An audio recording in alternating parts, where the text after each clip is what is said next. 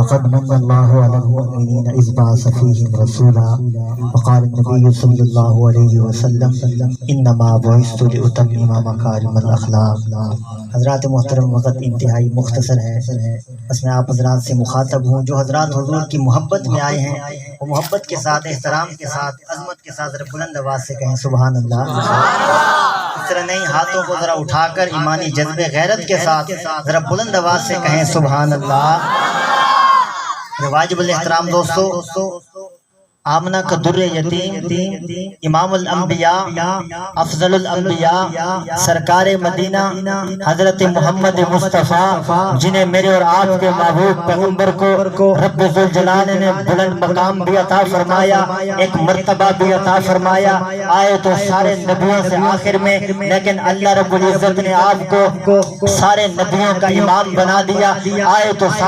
سب سے آخر میں، آدم سے بعد، نوح کے بعد، ابراہیم کے بعد، اسماعیل کے بعد، یعقوب کے بعد، یوسف کے بعد، اسماعیل علیہ السلام کے بعد، حضرت موسیٰ کے بعد، حضرت عیسیٰ کے بعد، لیکن اللہ رب العزت کے آخری محبوب فرماتے ہیں کنت نبیا و آدم بین الروح والجسد. میں اس وقت بھی نبی تھا، ابھی آدم علیہ السلام پانی اور مٹی کی شکل.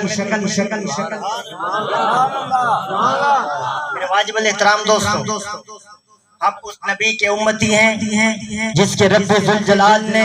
کلام مقدس کے ابتدا سے لے کر انتہا تک، الف لام میم سے لے کر والناس کے آخر تک، پورے قرآن کریم کے اندر 30 پاروں کی شکل میں، 114 سورتوں کی شکل میں، 6666 آیات اتار کر 23 سال کے عرصے میں رب ذوالجلال نے جس پیغمبر کی تعریف بیان فرمائی، جس کی عظمت بیان فرمائی، اور جس کے بارے میں رب ذوالجلال نے ارشاد فرما دیا ورفعنا لک ذکرک، جس کے بارے میں رب ذوالجلال نے ارشاد فرما دیا والضحیٰ واللیل اذا سجا، جس کے بارے میں رب ذوالجلال نے فرمایا یا ایھا المزمل، جس کے بارے میں رب ذوالجلال نے فرمایا یا ایھا المدثر، جس کے بارے میں طٰہٰ فرمایا گیا، جس کے بارے میں یاسین فرمایا گیا. میں اور آپ اس پیغمبر کا شان کس طرح بیان کریں جس کی شان میں اترا ہو 30 پاروں کا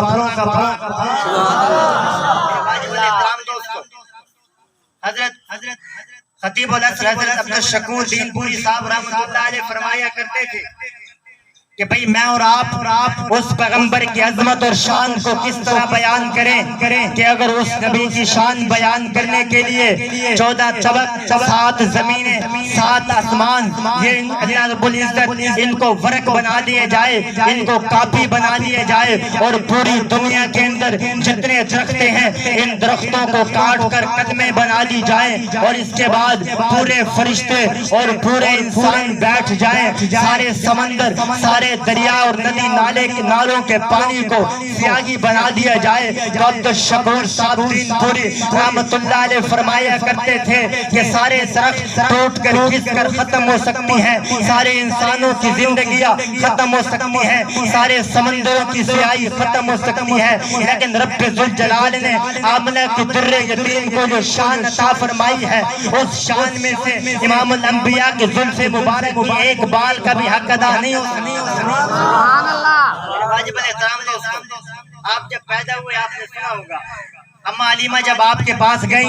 اماں علیمہ نے سنا کہ بھئی یتیم بچہ ہے، اس کا والد فوت ہو گیا ہے، اب مجھے ملے گا تو کچھ نہیں. لیکن اماں علیمہ کہتی ہیں میرے دل میں خیال آیا کہ چلو دیکھ تو لوں بچہ ہے کیسا. جب اماں علیمہ فرماتی ہیں کہ میں نے دیکھا کہ اس بچے کی والدہ نے بچے کے اوپر ایک سفید اور باریک لباس ڈالا ہوا تھا، باریک کپڑا ڈالا ہوا تھا. جب میں نے بچے کے چہرے مبارک سے کپڑا ہٹایا تو بچے نے جب مجھے دیکھا تو مسکرایا،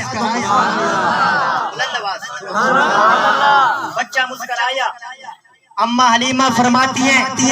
کہ دنیا کے لوگوں اس وقت میں نے سوچ لیا اور مجھے کچھ ملے نہ ملے اس بچے کی مسکراہٹ کرا. واجب الاحترام دوستو، ہم آخری بات کی آپ کرتے اجازت چاہوں گا. حضرت شیمہ عبدی رضائی بہن ایک مرتبہ اماں حلیمہ نے ان کو کہا کہ بھئی آپ بکریاں چرانے کے لیے جائیں. حضرت شیمہ نے کہا کہ میں اس وقت تک نہیں جاؤں گی جب تک میرے اس لاڈلے اور چھوٹے بھائی کو میرے ساتھ نہ بھیجو. اماں حلیمہ کہتے ہیں کہ بھئی اس کو بھیجنے سے تمہیں کیا فائدہ ہوگا؟ یہ تو خود چھوٹا ہے، تم بکریوں کو بھی سنبھالو گی، اسے بھی سنبھالو گی، فائدہ کیا ہوگا؟ کہنے لگی نانا اماں یاد رکھ، میں ایک مرتبہ اپنے اسی بھائی کو لے کر جنگل میں بکریاں چرانے گئی تھی، میں نے 3 کام ایسے دیکھے تھے، میں حیران رہ گئی تھی۔ پہلا کام یہ دیکھا، جب میں گھر سے نکلی، میں نے جب اوپر بہت زیادہ دھوپ تھی، گرمی کا موسم تھا، میں نے اپنے سر کے اوپر دیکھا ایک بہت بڑا بادل ہے جس نے میرے اس بھائی کے اوپر سایہ کیا ہوا تھا۔ حلیمہ پوچھنے لگی کہ بیٹی دوسرا کام تم نے کیا دیکھا؟ وہ کہنے لگی جب میں اپنے اس لاڈلے بھائی کو لے کر گود میں بیٹھی تھی تو میں نے دیکھا کہ ایک راہب کا وہاں سے گزر ہوا، وہ جب میرے قریب آیا اس نے اس بھائی کے چہرے کو دیکھا تو کہنے لگا کہ یاد رکھ بیٹی، یہ جو تیرا بھائی ہے یہ اس کا کلمہ پوری دنیا کے اندر پھیلے گا، پوری دنیا کے اندر اس کے نام کے ڈنکے بجیں گے، پوری دنیا کے اندر اس کی عظمت کے ڈنکے بجیں گے، پوری دنیا کے اندر اس کا نام پھیل جائے گا۔ دوسری یہ عظمت، اور تیسری بات جو بڑی عجیب ہے،